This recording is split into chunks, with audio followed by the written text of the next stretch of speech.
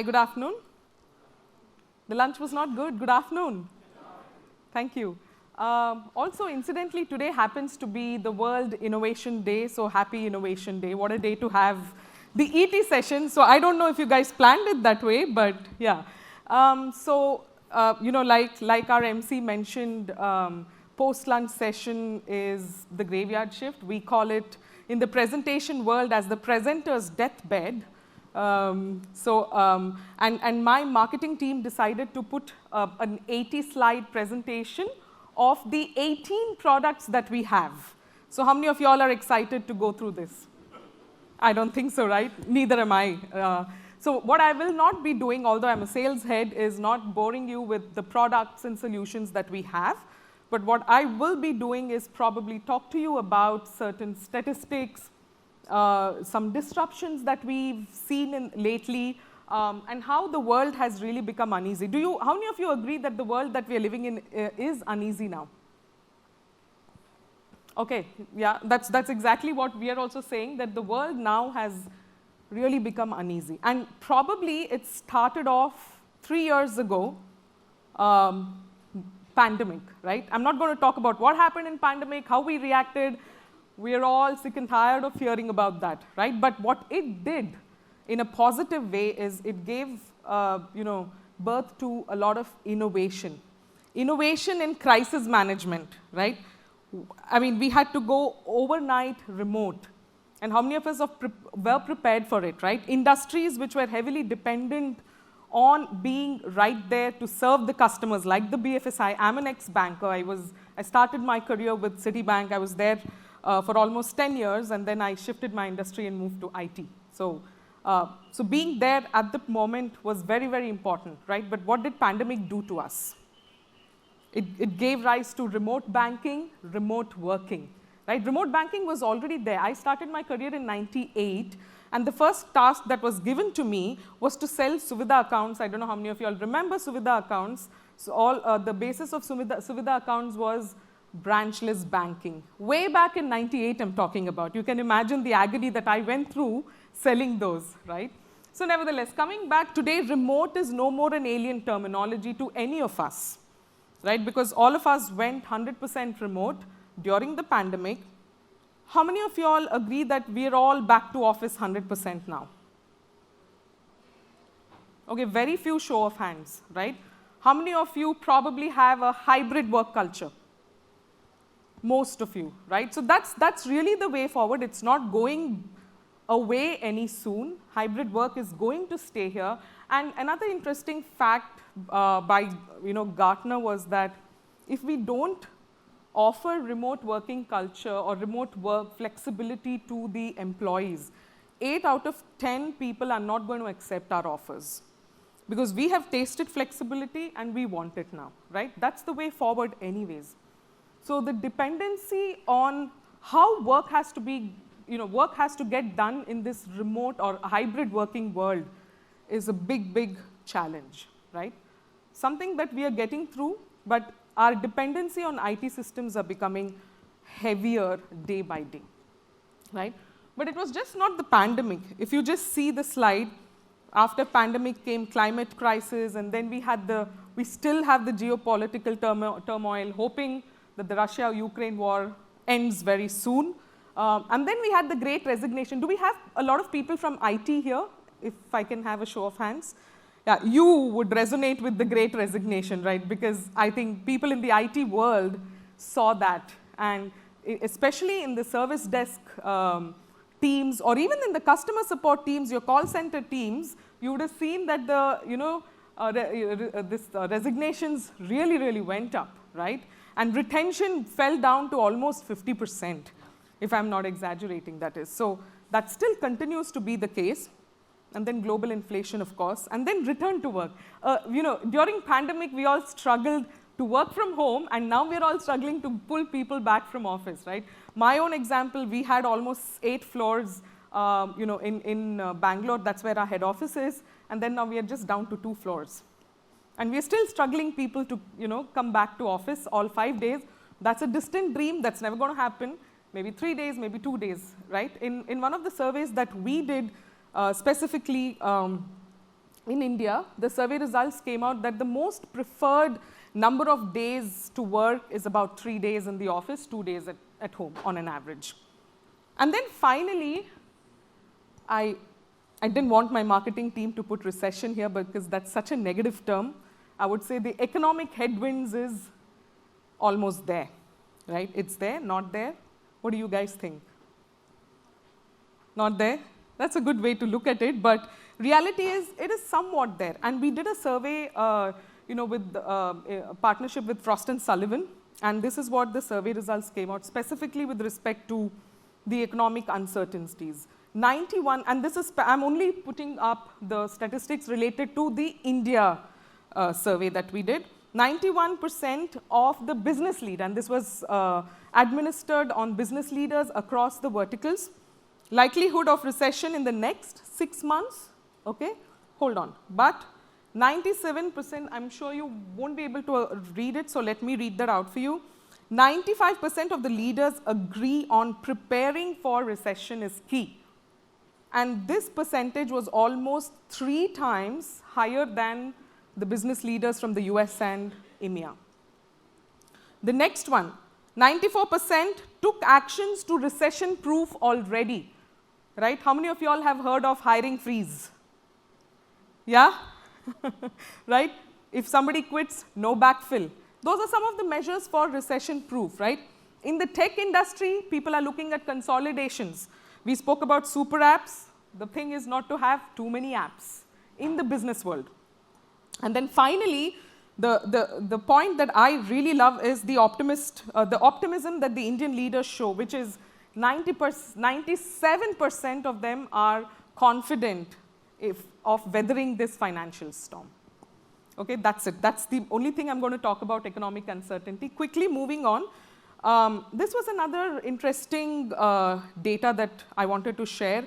That's 94% of the employee morale improved since last year.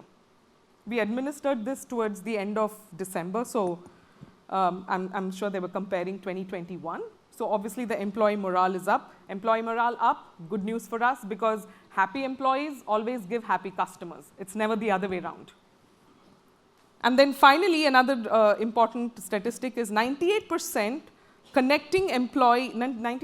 agreed that connecting employees with IT support is extremely critical. Why? Because your employees are responsible for productivity, your employees are responsible for customer experience. We just heard the gentleman talk about customer experience. It's not about customer satisfaction, or it's not about customer delight anymore, it's customer experience. So for the customer experience or employee experience to be smooth, it's extremely important that your IT support needs to be strong.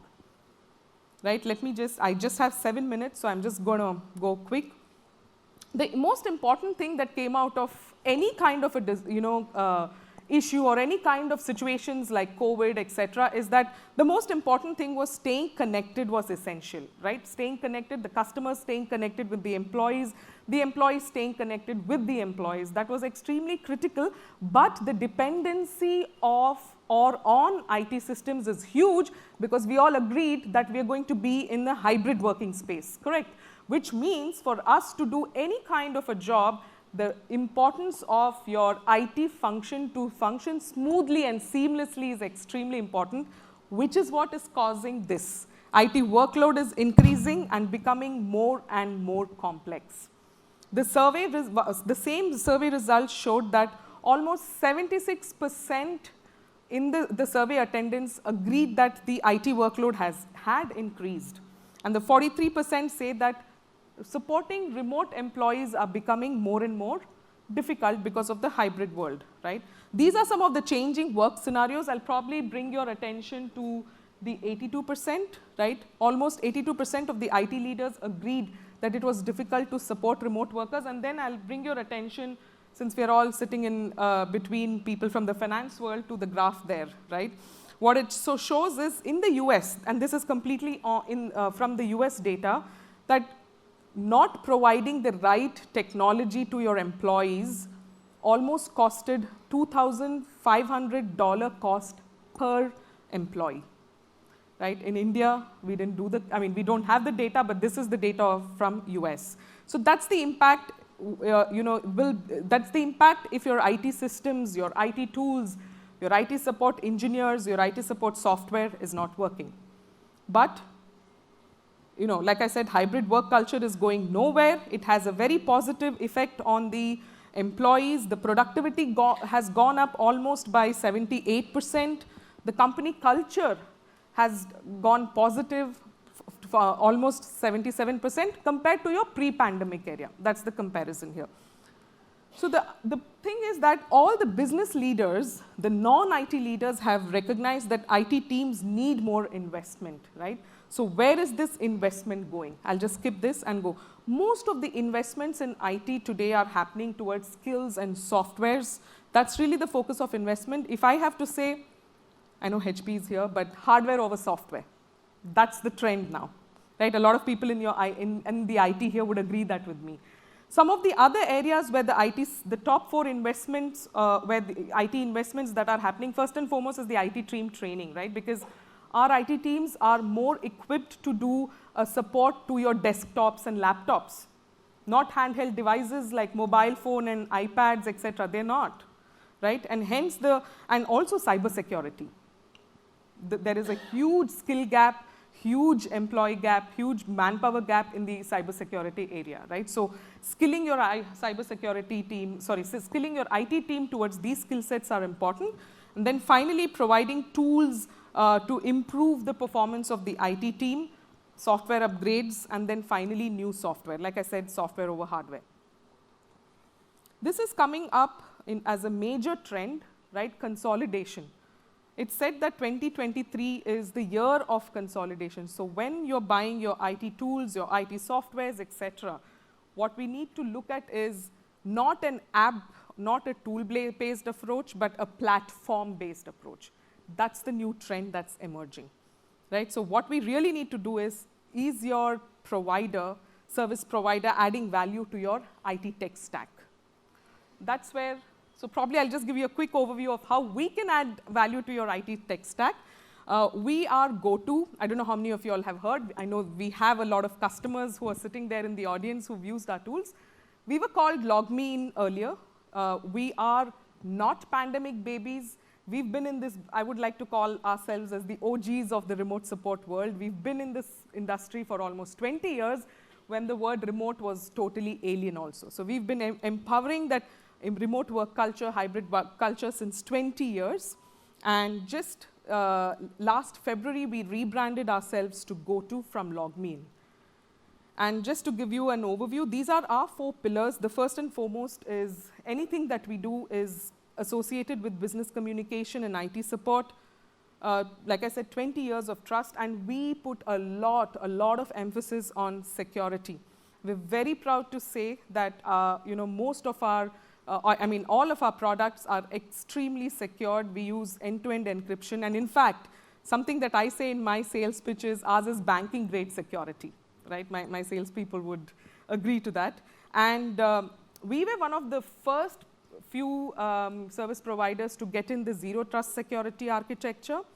And this is something that we have published, so you can hold us against it for our existing customers. Our uptime is 99.999%. That's been our uptime. In a hybrid work scenario, outages are a big no-no, right? In a banking scenario or a BFSI scenario, outages are definitely not, because every minute costs, every second, microsecond costs. So any of your tools with frequent outages, time for you to change.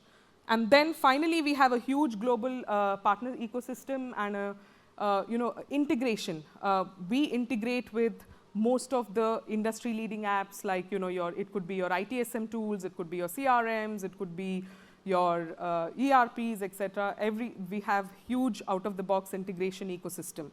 And then finally, this is one of our USPs, is that we believe in having simple tools, easy to use. Even somebody who doesn't know IT can use our tools. Plug and play, literally overnight, you're up and running. And then finally, this is the product suite. Like I said, this is what I was supposed to do, but I didn't do it. These are the various products that we have, but again, these are not point solutions. These are 2 separate. If you see, Resolve is our IT support platform, and you see Connect is our collaboration platform. So typically in GoTo Resolve, we have Rescue, which is most of the customers sitting here are using, is one of the enterprise remote support. And on the other side, GoTo Meeting, GoTo Connect is our virtual meeting, virtual webinar platform. And finally, these are some of our logos. You may be wondering, she's in a BFSI event, but there are no banking logos.